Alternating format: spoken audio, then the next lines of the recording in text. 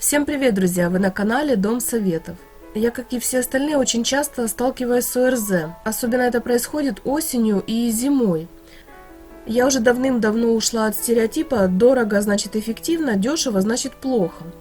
Но в плане здоровья экспериментировать, конечно, не хотела, поэтому старалась выполнять все рекомендации врачей, а они, как известно, очень любят назначать дорогостоящие сиропы и таблетки.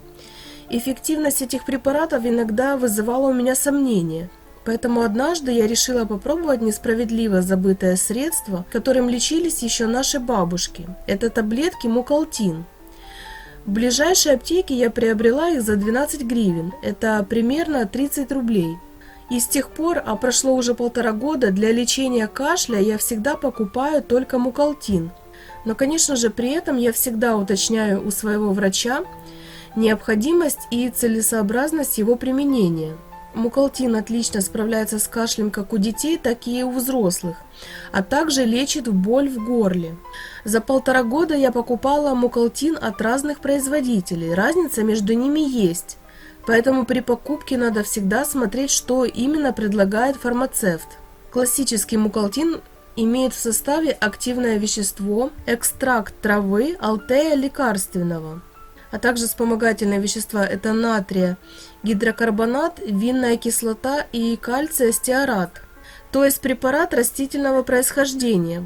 Благодаря кислоте в составе он хорошо растворяется в воде, при этом бурлит и напоминает шипучие таблетки. Если же кислоты в составе нет, то такие таблетки растворяются очень медленно и не до конца, но напиток получается менее кислым. Некоторые производители добавляют в состав еще и сахар. Такие таблетки при рассасывании имеют приятный вкус. Все варианты, с моей точки зрения, эффективны. Особой разницы в их действии я не увидела, но предпочитаю покупать Мукалтин с винной кислотой в составе. Мукалтин чаще всего продается в обычных бумажных блистерах по 10 штук. Такой вариант самый выгодный. Также доводилось мне покупать Мукалтин и в пластиковых баночках, и в красивых коробочках с блистерами из фольги. Цена при этом гораздо выше. Наверное, это из-за того, что коробочки и баночки дорого стоят. Сами таблетки у разных производителей также отличаются. Цвет может быть от серо-зеленого до темно-коричневого. По текстуре более плотные или более рыхлые, с большим или меньшим количеством вкраплений. Как я уже сказала, самый выгодный вариант – это просто бумажные блистеры. Принимать Мукалтин необходимо строго до еды. Лучше всего не глотать, чтобы не получить проблем с желудком, а рассасывать или растворять в воде.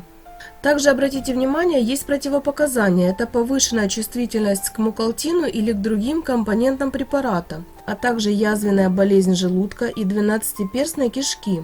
В общем, что я хочу сказать, Мукалтин теперь всегда есть в нашем холодильнике, а хранить его нужно именно в холодильнике. Для меня он стал универсальным и эффективным средством от влажного кашля и боли в горле.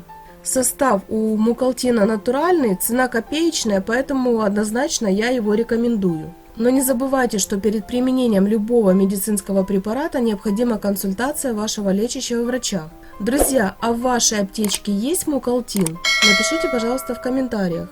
Если это видео было вам полезно, то не забудьте поделиться им со своими друзьями.